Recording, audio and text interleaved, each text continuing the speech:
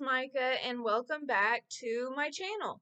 So I thought for my next video I would do a little reading vlog of a book I just started. It seems like it's perfect for spooky season. There's magic, there's books. Can't complain on that. So I'll be checking in at the 25% mark, the 50% mark, 75%, and 100%. So I am listening to this via audiobook. So eventually I will put a little picture of the cover in the corner. So the book I am going to be focusing on is called Blood Sister Scribe by Emma Torsz. Not quite sure how to pronounce her last name. So I'll go ahead and I'll go over the description. For generations, the Calatay family has guarded a collection of ancient and rare books that let a person walk through walls or manipulate the elements, books of magic that half-sisters Joanna and Esther have been raised to revere and protect. All magic comes with a price, though, and for the years the sisters have been separated.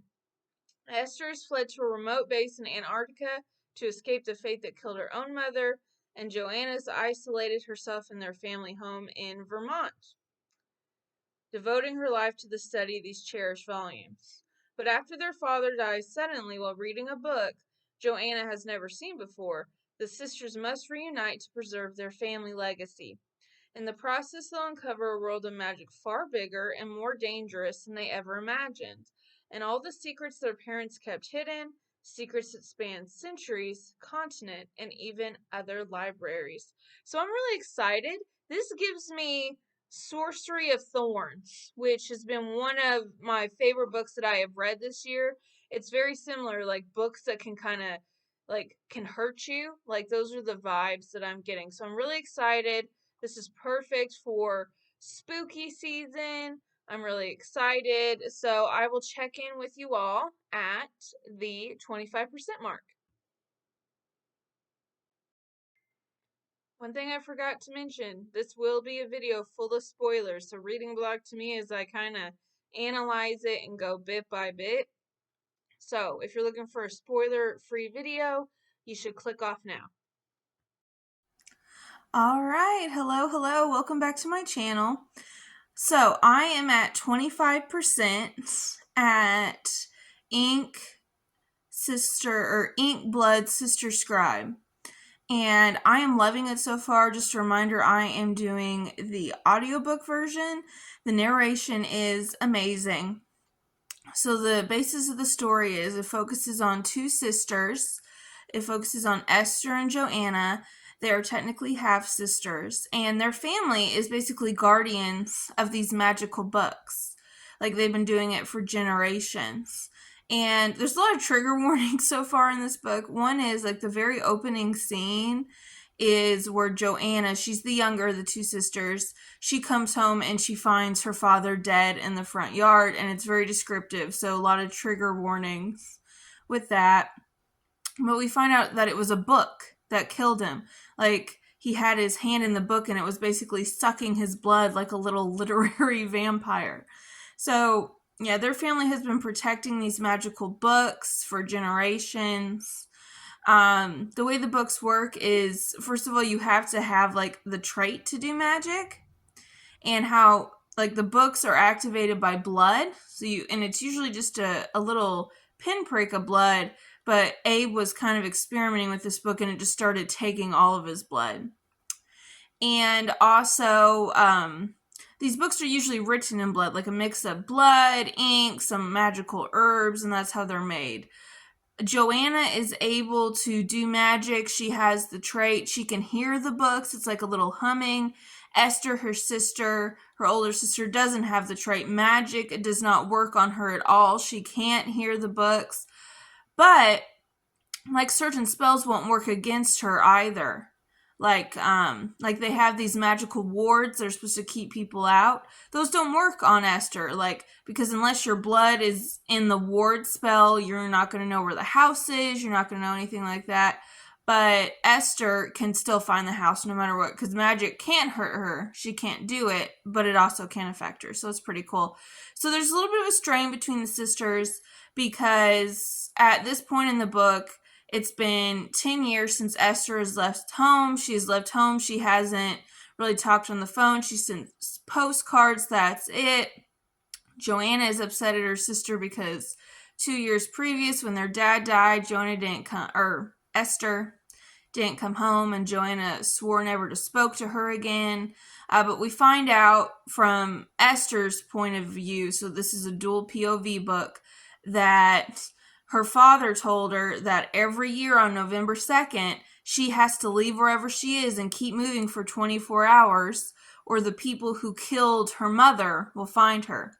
And we find out that Esther, not Joanna, Esther's mother was killed. They were living in Mexico City, and their father came home, and the mother had been murdered, and they had taken, whoever had murdered her had taken all the books. And at one point in that 10 years, Esther didn't move on November 2nd, and someone broke into her and her boyfriend's apartment and tried to kill her. So she takes it seriously, but it's been 10 years since she left home, and once again she's choosing to stay. She has a girlfriend named Pearl who's Australian. She's really in love with her, so she decides to stay. But she's in Antarctica, by the way. She's an electrician on the Antarctic station, and they're having a party, and she notices that there's blood in the corners of all the common mirrors. So it's an indicator of magic, and she can't wipe it off, which means a spell is in progress. And that's one thing that I think will be important in the book, is if a spell is in progress, it can't be broken by anyone except the person who's casting it. Either they choose to break it, or if they die. So we know there's some stuff with that, and that's one of the reasons that Joanna is trying to find out more about the book that killed her father, and she can't because it's in progress. There's some sort of spell is happening. Maybe that's why it took all of Abe's blood, and she can't read it. But Esther would be able to read it, but she can't come home. Joanna's mother, Cicely, she is divorced from Abe. She kind of left around the same time Esther did. One thing I really like so far is that Cicely, Joanna's mother, she's portrayed as an amazing stepmother. In literary, in fairy tales, everything, we get the evil stepmother genre. But she's when they're telling the story of how their father, his name is Abe, and Cicely met, Abe had Esther with him, and Cicely always says, well, I fell in love with Esther first. I fell in love with this 2-year-old little girl, and then he kind of became a little package, a little dual package deal. But I love how that healthy relationship is portrayed.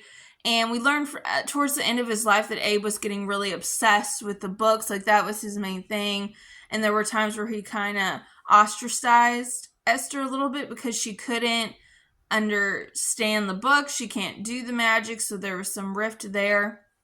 Also, we've gotten one chapter with a character named Nicholas, and it sounds like he has the similar powers as Joanna and Esther combined. He can do the magic. He actually writes the books, but it says magic doesn't work on him, and that people have been trying to kill him as well. When he was a teenager, someone kidnapped him, and they basically took away his eye. He only has one eye. And then in his chapter, someone jumps in the car and tries to hurt him. So he lives at this library, and apparently they write magical books for clients. So it's really like I said in the intro part of this, it's giving very Sorcery of Thorns vibes. But what I like about this is it's kind of going into the mechanics of how those books are written, because in Sorcery of Thorns, it talks about these magical books, and anything with witchcraft, it talks about grimoires, like Vampire Diaries, talks about that all the time.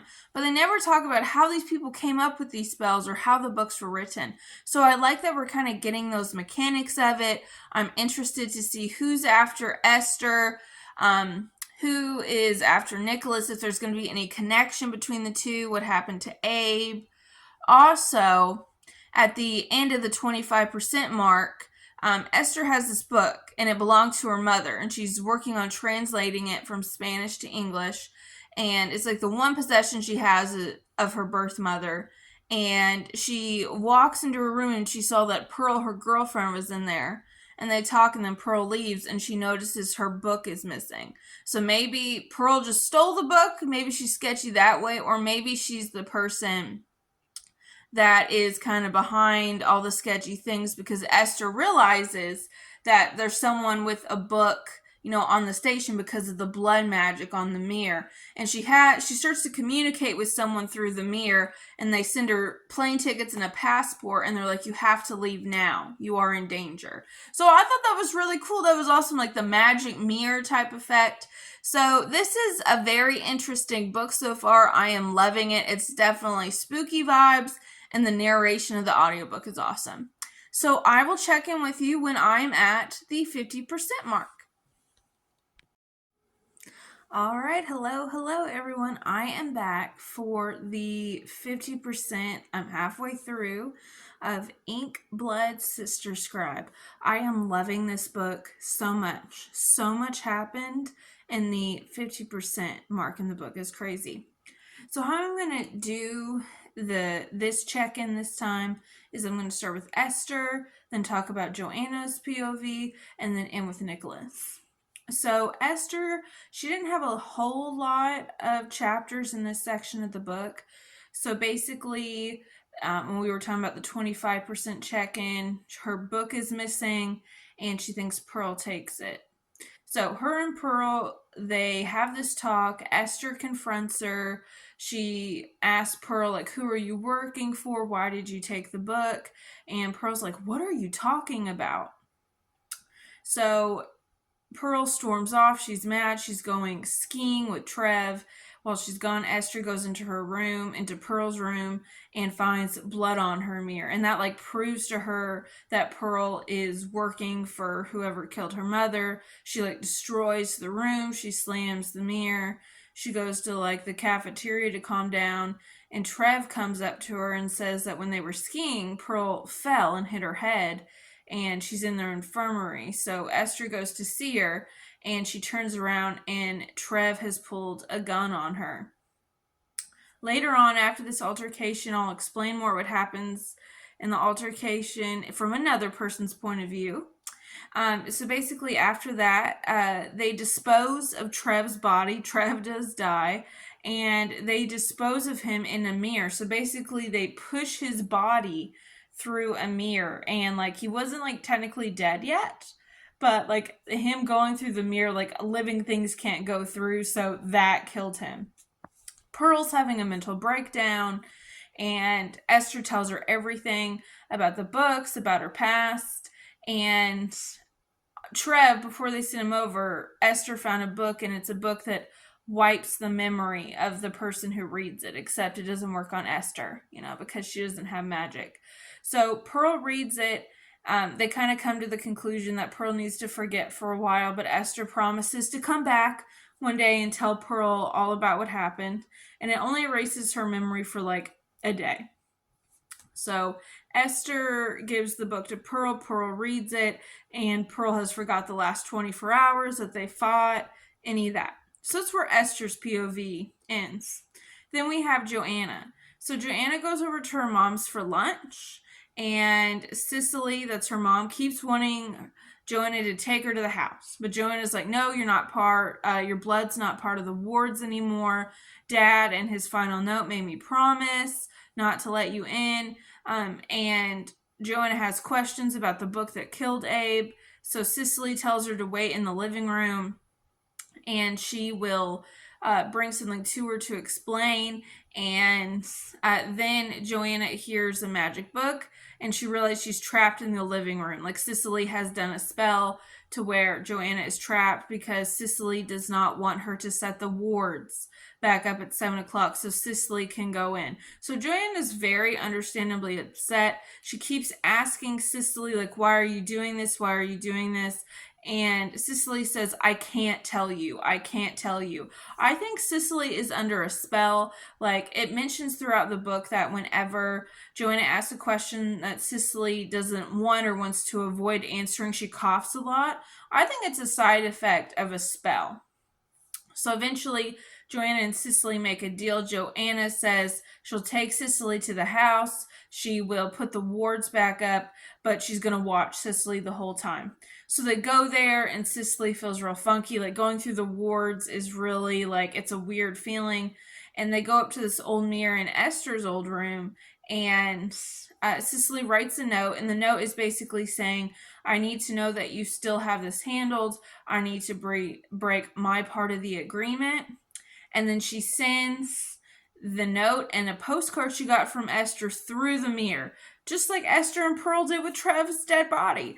And Joanna's like, what is going on here? And Cicely's like, I cannot tell you what is going on. And they agree that Cicely will come back in 3 days and they'll see what's going on. So that's Joanna. Nicholas, he is the one with the most POV in this section of the book. So just kind of the highlights. We find out that Nicholas is a scribe. He's the only one in the world. That means that he's the only one that can write books. So he uses his blood, creates the ink, and he's the only one that can write these magic books. His family is from a long line of magical people, but he's like one of the first scribes in generations. Just to kind of talk about like this British mansion he lives in, like there's a portrait of his like great grandfather, the one who created the magical library, and there's a portrait of him. He was a surgeon. He was famous for amputations. So his portrait is in a bloody surgeon's apron, and he's holding a bone saw that's bloody, and the bottom part of the portrait frame is a leg bone. So any problems Nicholas has, we're going to say they're genetic, because that does not bode well for some good mental health. That's not good. So some things we learn is that Nicholas, his parents were murdered when he was a baby. His father was also a scribe, and it sounds like a lot of people are trying to hurt the scribes, like they're a sought after commodity. And we learn about Nicholas when he was 13. Someone abducted him. They were trying to find the scribe, but they didn't know who it was, and they took out his eye for some reason. One thing we learned during this point is that there's something called a vampire book. And those are books that have an extra spell on them, that if they're in progress and someone else tries to put their blood in it, it'll suck all their blood out, which is what killed Abe. So we know why Abe died. We just don't know what the spell was. And only Nicholas can destroy them. Only scribes can destroy them. They're like indestructible unless he's the one that tears it apart. So that's some important knowledge. So later on, he gets a note from Ram, who is kind of his uncle's girlfriend / the librarian / caregiver. Like she wears all sorts of hats.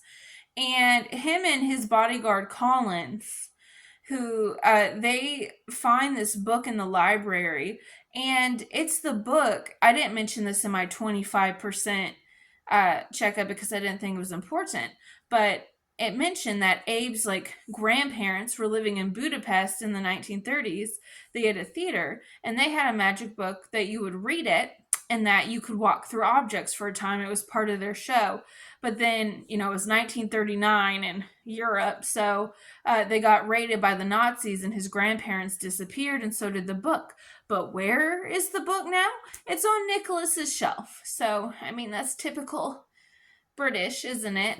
Stolen objects from other cultures. But anyway, and also Nicholas's family is sketchy. Like, he finds out that there was this, like, the first spell that the library ever commissioned was in the 1680s for the Dutch East India Company, and the spell was to make someone seem like truly trustworthy for an hour, and it was for slavers.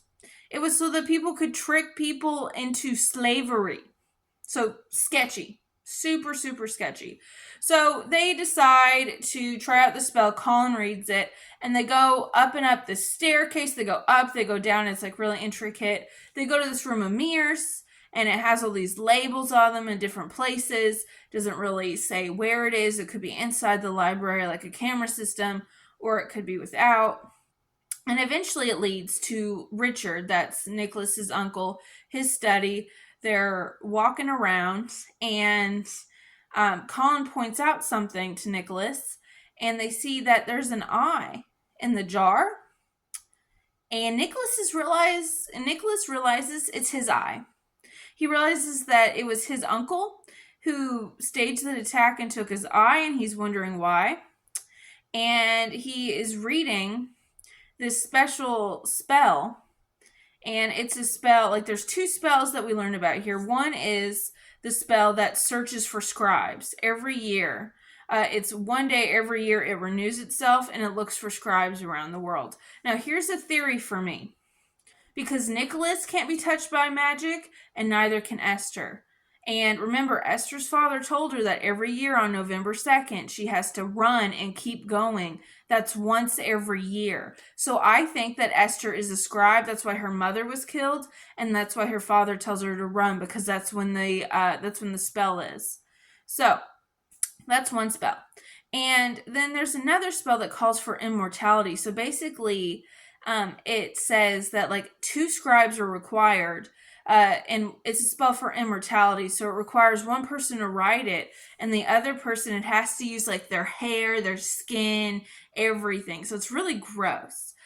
So we find out that that's probably why Richard is looking for Esther, if she is in fact a scribe, so that he can be immortal. And we find out that he took Nicholas's eye so that he could continue the scribe spell. So we find out Richard is not a good uncle, not a good person. So Nicholas, like understandably, he's really upset. Him and Collins kind of stagger out of the room, and they go to the room with the mirrors, and they see in the mirrors an infirmary. And it has a blonde person on it, and that is how Pearl is described. So they are looking at the infirmary in the Antarctic station where Esther is, and they see in the mirror, they see who we can assume is Esther, and they see Trev. But we find out that Trev isn't just Trev, he is Nicholas's old bodyguard. So he works for the library. So they have a scuffle. Esther and Trev are fighting it out. And it looks like at one point that Trev is about to kill Esther, but Pearl gets out of bed. Trev has a gun. It gets knocked out of his hand, and Pearl shoots Trev.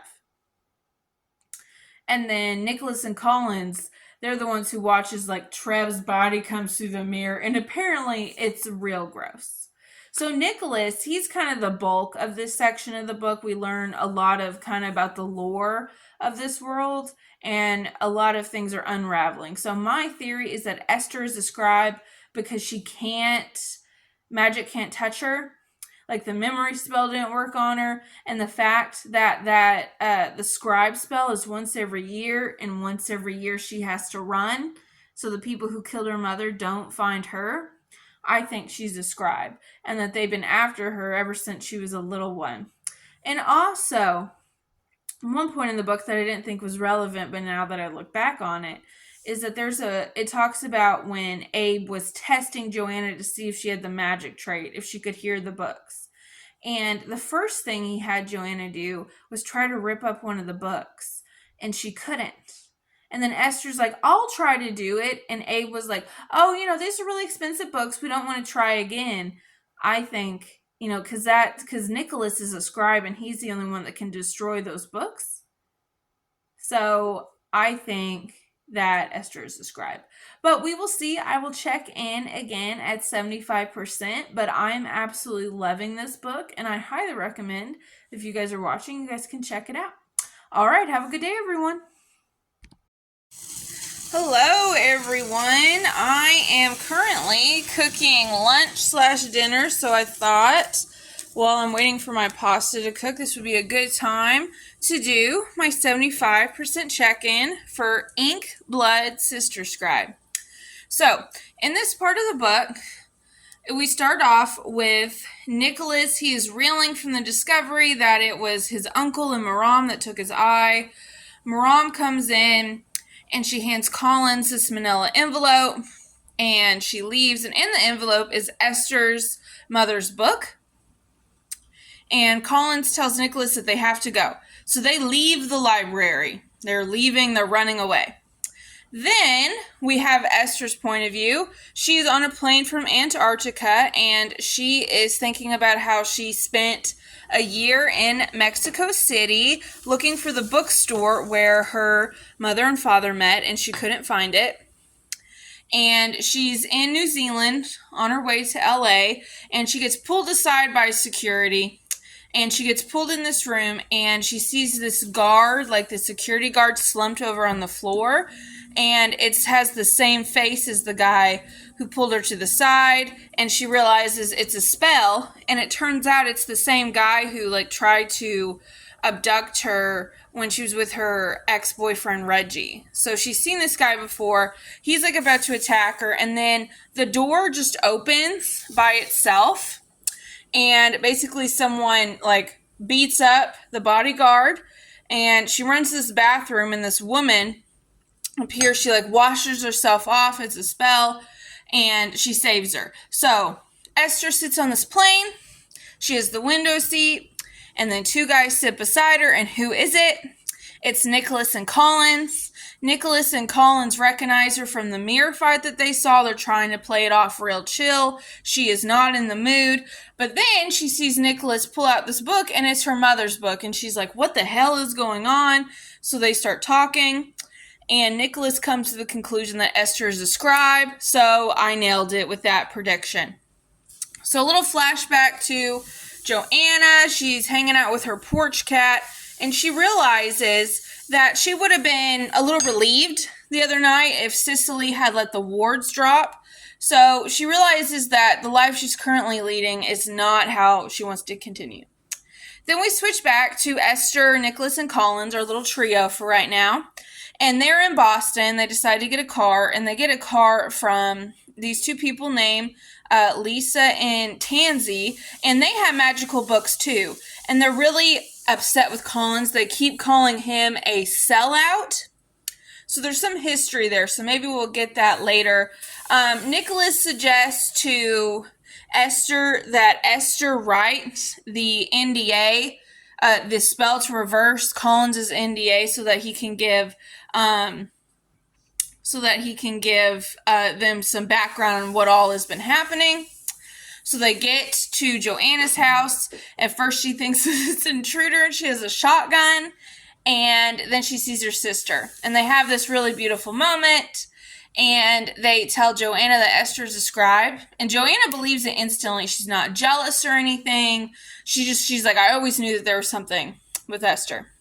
Later, they have this, like, heart-to-heart, where, because, Joanna's mad because Esther's been gone for 10 years, and she doesn't know about, like, the reason why. So Esther spills what happened, what their dad did, and they just have this moment where they're hanging out in their parents' bedroom. Abe is dead, and they just hold each other on the bed, and it's really beautiful.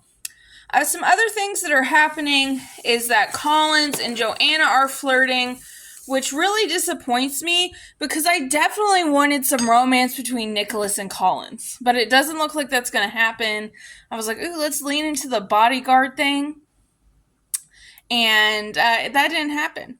So I'm a little upset with that. But so far, the book is really getting interesting. Oh, one thing I almost forgot, is that the reason that Joanna lets Nicholas and Colin is that she makes them agree to look at the book that killed Abe, and they realize that it's from the library, like their library, and that it's an immortality spell. So I think it's Richard's immortality spell. I think Richard is immortal, and it talks about how it needs an object to bind to.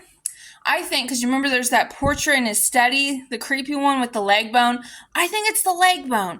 So I think that it's an immortality spell for Richard. So that is the book that killed Abe. So there's all sorts of dots that are starting to connect.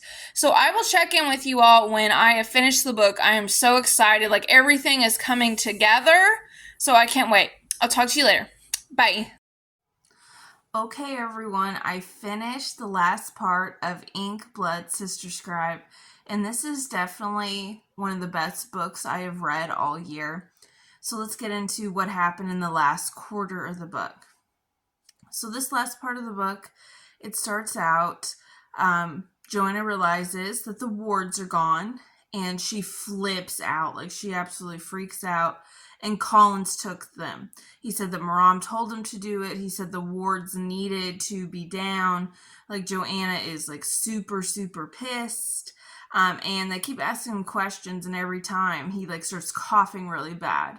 And that's part of his NDA. And Joanna realizes that her mom has that same cough, and that Cicely is under a NDA spell, which I guessed, so I nailed it.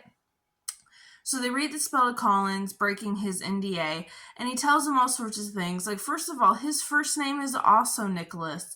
So I am kind of glad that those two aren't going to be a couple now, because that would have been a little weird.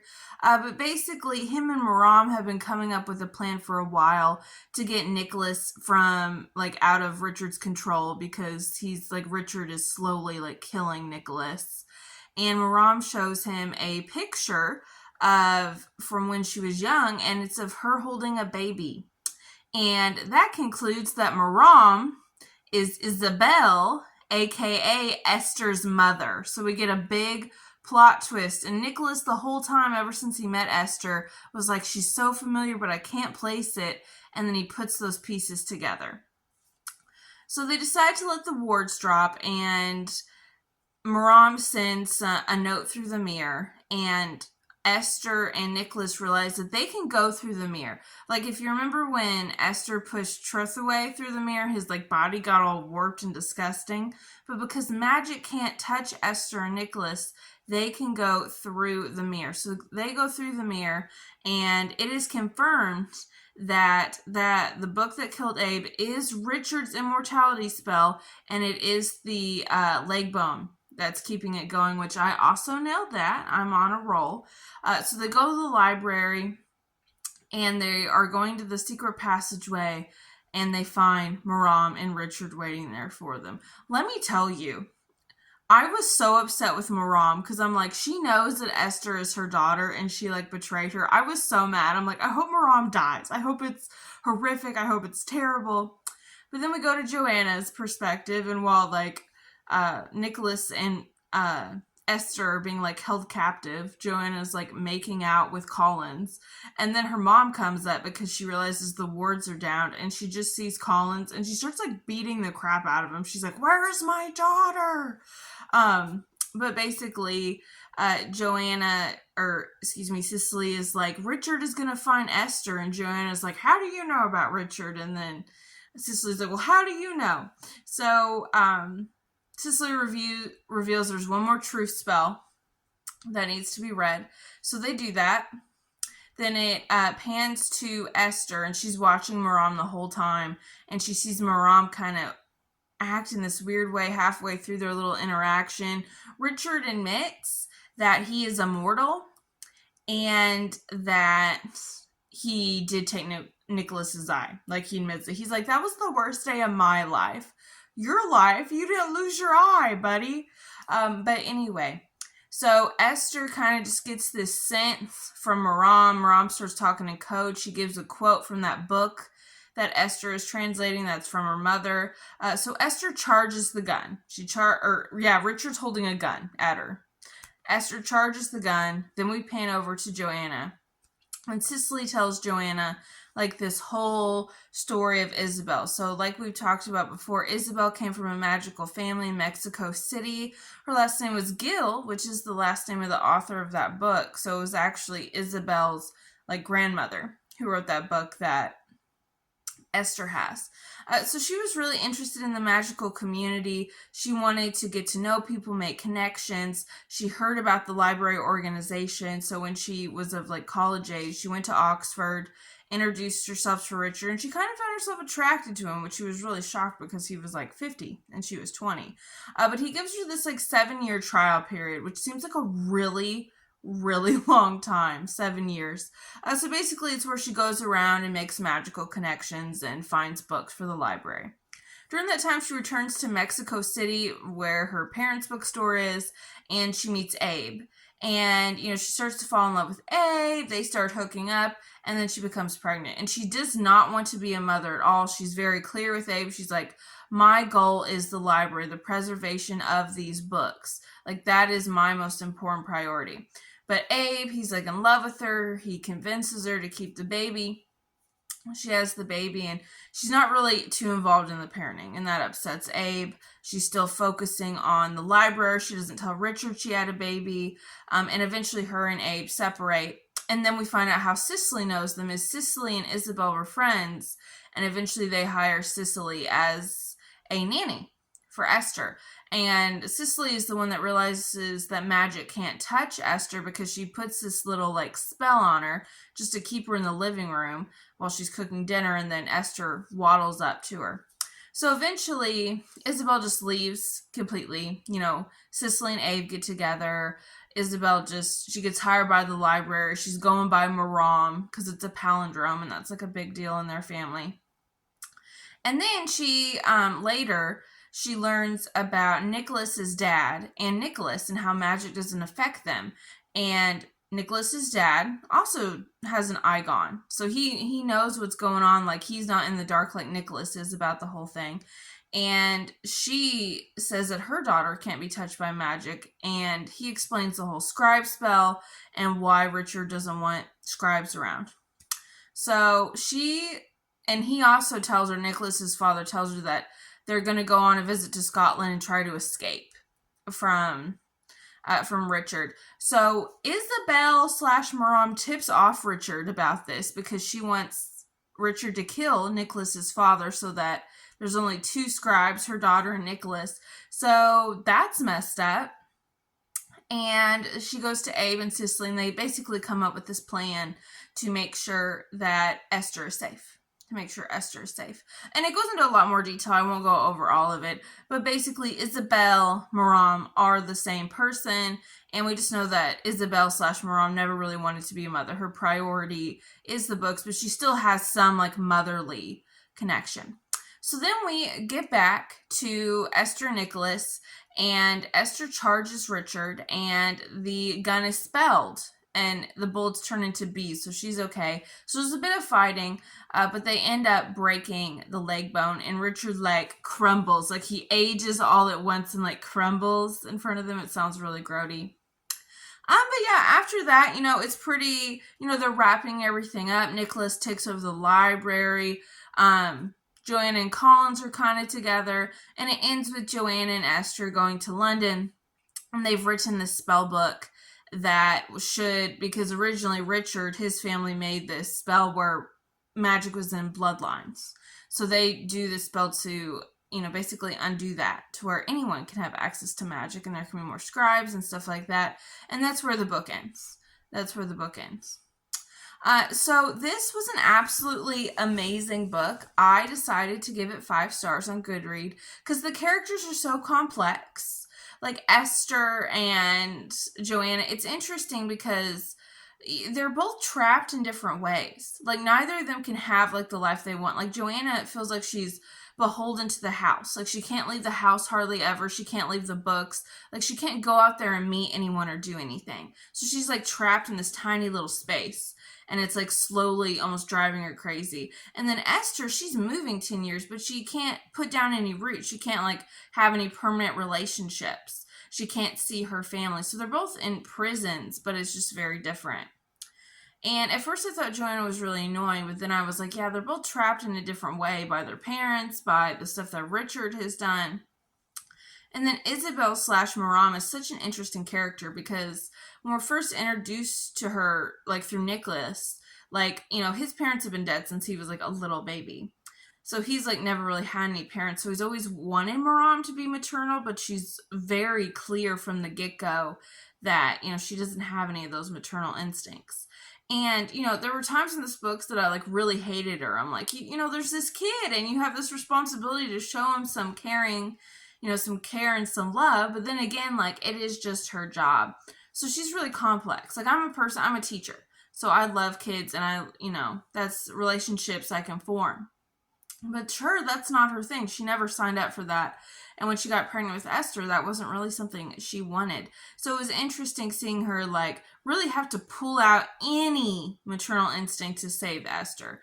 So that was really interesting. She's a very complex character, and like the plot twists, they made sense. Like there were signs throughout a book, and some people are always like, well, I guess that's lame. But I think that's how a book is supposed to be.